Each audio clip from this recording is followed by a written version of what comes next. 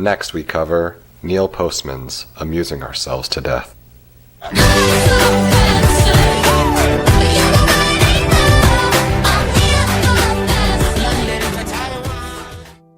Neil Postman was an author, lecturer, media theorist, and cultural commentator, perhaps best known for his criticisms of technology and television.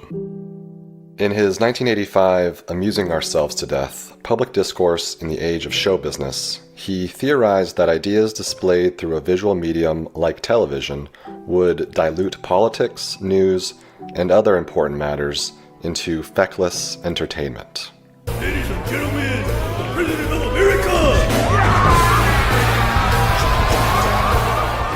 He argued that television is altering the meaning of being informed by creating a species of information that might properly be called disinformation. Misplaced, irrelevant, fragmented, or superficial information that creates the illusion of knowing something, but which in fact leads one away from knowing. The average American adult spends over 11 hours every day inundated with TV, radio, apps, and other forms of media, according to a 2018 study. Is that the last year that data was available? Yes! One of the best parts of Postman's book is in the foreword, in which he contrasts the timeless dystopian novels of George Orwell's 1984 with Aldous Huxley's Brave New World, slightly truncated and in his words. What Orwell feared were those who would ban books. What Huxley feared was that there would be no reason to ban a book, for there would be no one who wanted to read one. Orwell feared those who would deprive us of information. Huxley feared those who would give us so much that we would be reduced to passivity and egoism. Orwell feared that the truth would be concealed from us. Huxley feared the truth would be drowned in a sea of irrelevance. Orwell feared we would become a captive culture. Huxley feared we would become a trivial culture. As Huxley remarked in Brave New World Revisited, the civil libertarians and rationalists who are ever on the alert to oppose tyranny failed to take into account man's almost infinite appetite for distractions. In 1984, Huxley added, "People are controlled by inflicting pain. In Brave New World, they are controlled by inflicting pleasure." In short, Orwell feared that what we hate will ruin us. Huxley feared that what we love will ruin us. Does this all sound flippant familiar to you? Huxley was right.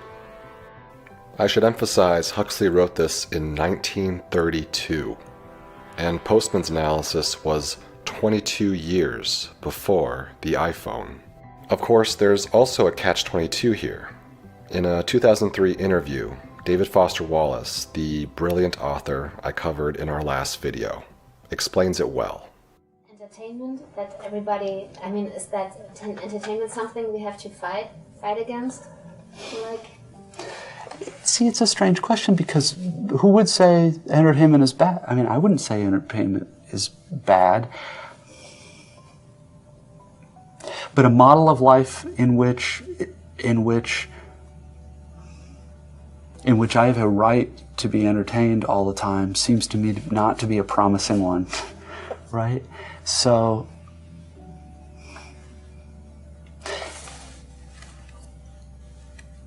and this won't translate, but of course one of the insidious things about it is that entertainment is so goddamn entertaining. Imagine this show were running on American TV, and I were sitting in this hotel watching it. Okay, we've got this pointy-headed, nerdy guy talking about this stuff, or I've got, Pamela Anderson running on a beach, or a hilarious comedy. Which one am I going to watch? When I'm saying, there's no, if fighting against entertainment is even required, how does one do it unless? Well, there are two options. One is you direct the attack only to people who are willing to listen to the complexity, but those aren't the people who are enslaved by entertainment anyway. Or you find some way to make the attack on entertainment entertaining. in which case you've been captured by the very thing you're fighting against. It's very, very strange. Yeah, that's exactly the dilemma. Yes. That's exactly it. Just that is different, but the topic is different now. So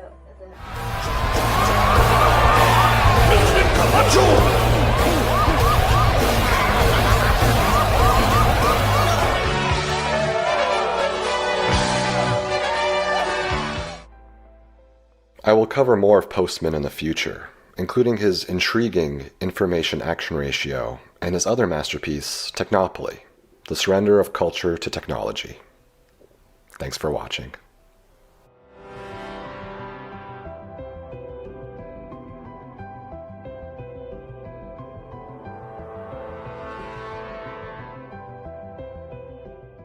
Like and subscribe.